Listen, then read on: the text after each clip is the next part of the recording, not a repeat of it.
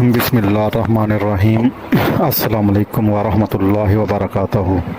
मुअज़्ज़ज़ सामीन, आज का हमारा मौजू दिल को दहला देने वाला है। वो लम्हा जिससे कोई इंसान बच नहीं सकता, वो हकीकत जो हर ज़ीरो को पेश आनी है। मौत और इसके बाद की पहली रात, कब्र की रात। क्या हमने कभी सोचा कि जब हम इस दुनिया से चले जाएंगे, लोग हमें दफना कर वापस चले जाएंगे, तो हम पर क्या गुजरेगी। आज की गुफ्तगू में हम इसी पर बात करेंगे, कुरान और सुन्नत की रोशनी में, कि मरने के बाद फ़ौरन बाद कब्र में क्या होता है, वो पहली रात कैसे होती है। मौत की हकीकत।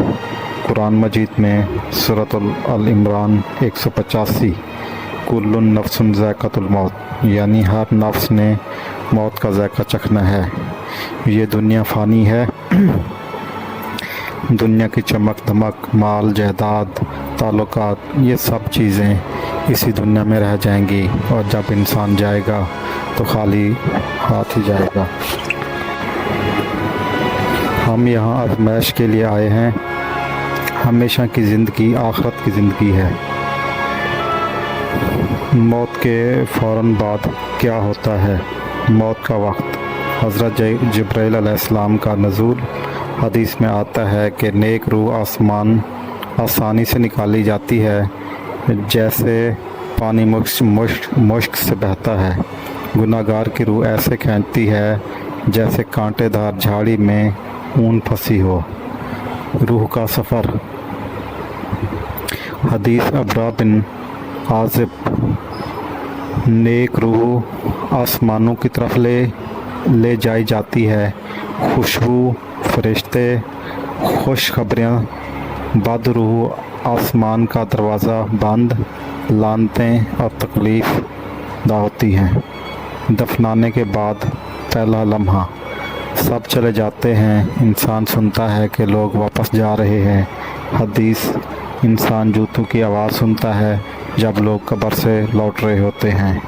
मुनकर नकीर का सवाल होता है कि मन रब्बू का, मन दीनू का, मन नबियों का। इंसान अगर नेक हो तो इसका जवाब देता है। जब इससे कहा जाता है कि मन रब्बू का, तो वो कहता है कि मेरा रब अल्लाह है। मन दीनू का, वो कहता है मेरा दीन इस्लाम है। मन नबियों का, तो वो कहता है कि मेरा नबी मोहम्मद सल्लल्लाहु अलैहि वसल्लम है। और जब गुनाहगार से ये सवाल किए जाते हैं तो वो हा ला अदरी, वो कहता है कि मुझे इसका कोई इल्म नहीं है। तो कब्र की पहली रात। नेक मोमेंट। जन्नत की खुशबू, जन्नत का बिस्तर, खुला मकान। जन्नत की खिड़की जन्नत की तरफ से खुलती है। गुनाहगार। कब्र तंग हो जाती है, पसलियाँ एक दूसरे में घुस जाती हैं।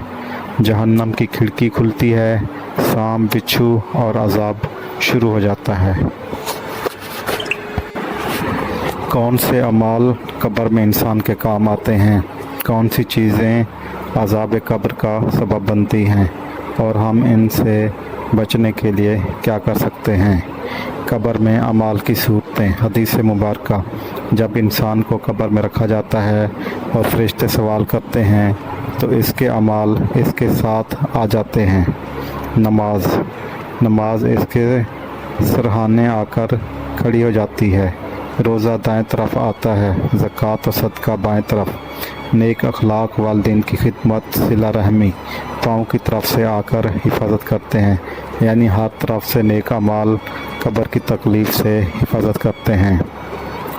अज़ाब कब्र की वजूहात। रसूलुल्लाह सल्लल्लाहु अलैहि वसल्लम ने फरमाया, कब्र या तो जन्नत के बागों में से एक बाग है या जहन्नम के गढ़ों में से एक गढ़ा। कब्र का अज़ाब चंद अहम गुनाहों की वजह से होता है। गीबत और चुगलखोरी। कुरान में है, यानी एक दूसरे की गीबत ना किया करो। हदीस, चुगलखोर जन्नत में नहीं जाएगा। पेशाब से ना बचना। एक शख्स को कब्र में अजाब हो रहा था। नबी करीम सल्लल्लाहु अलैहि वसल्लम ने फरमाया, ये पेशाब से ना बचने की वजह से अजाब में है। جھوٹ اور منافقت۔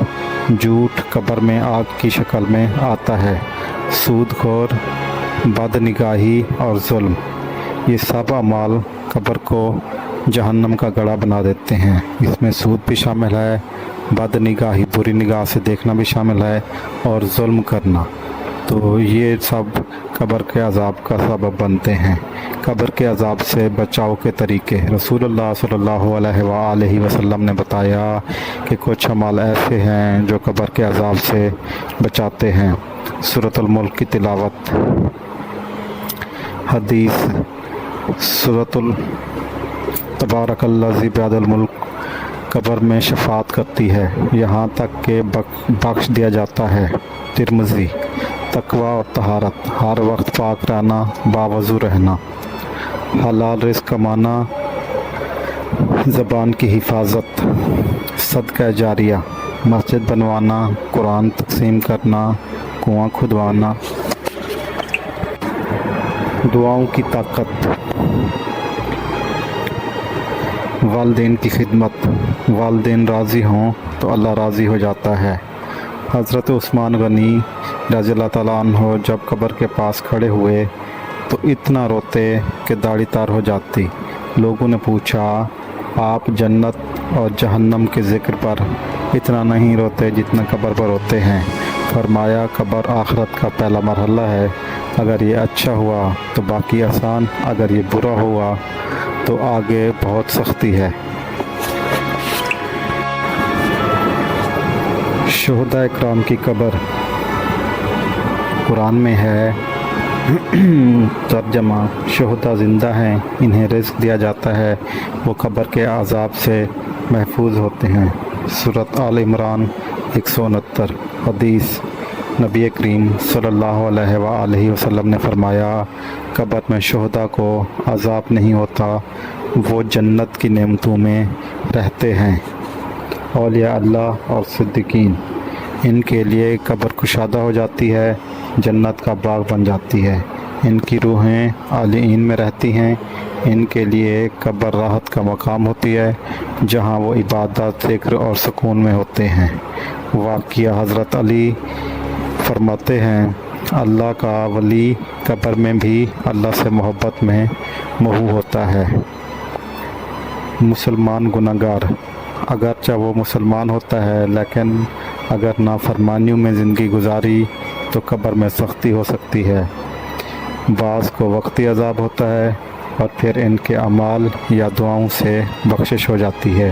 حدیث، جو جمعہ کے دن یا رات میں فوت ہو اسے عذاب قبر سے بچا لیا جاتا ہے۔ فاسق، فاجر اور کافر، ان کی روحیں سجین میں قید کر دی جاتی ہیں، قبر جہنم کا گڑھا بن جاتی ہے، ان پر دروازے کھولے جاتے ہیں جہنم کے، ان کے جسم کو زمین دباتی ہے۔ حدیث، ان کی قبر میں آگ بھڑکائی جاتی ہے اور وہ چیختے ہیں مگر دنیا والے نہیں سنتے۔ بچوں پر حساب نہیں چونکہ وہ بالغ نہیں ہوتے، ان کے لیے قبر میں نہ سوال جواب ہوتا ہے نہ عذاب، ان کی روحیں جنت میں پرندوں کے جسم میں محفوظ ہوتی ہیں۔ شہابت کا ازالہ۔ کیا سب کو منکر نکیر کے سوالات ہوتے ہیں؟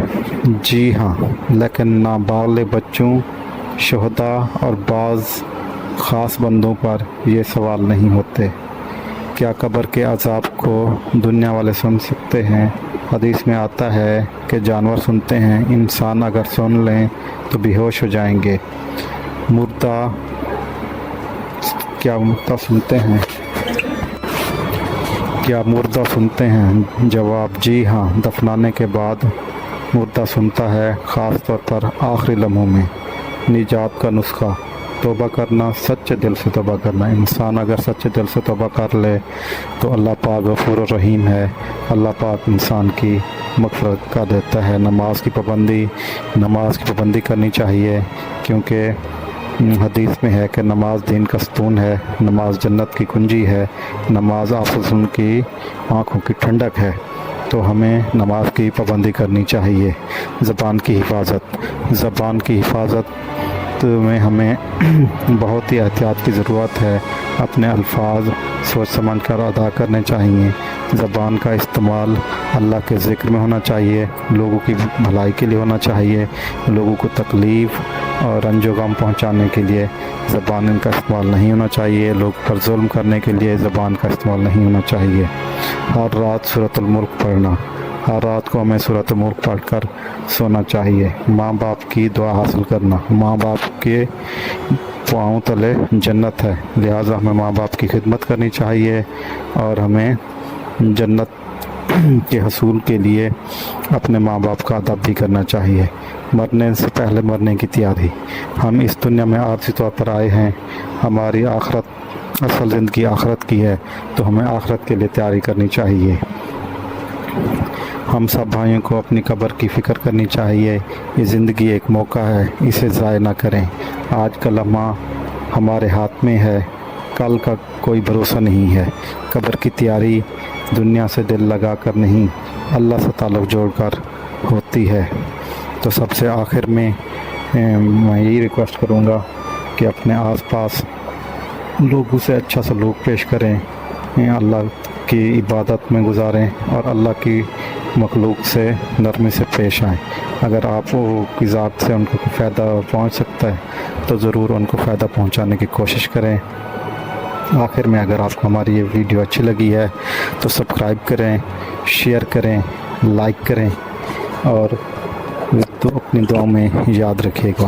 جزاک اللہ۔ اوکے، اللہ حافظ۔